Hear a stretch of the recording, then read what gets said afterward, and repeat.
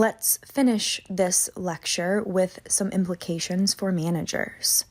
First, consider screening job candidates for high conscientiousness and the other big 5 traits, depending on the criteria, of course, that your organization finds most important.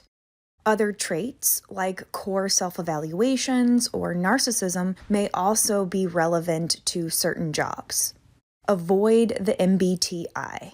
Use personality measurement to help people work together, to open communication in work groups, and to help them manage their own conflicts.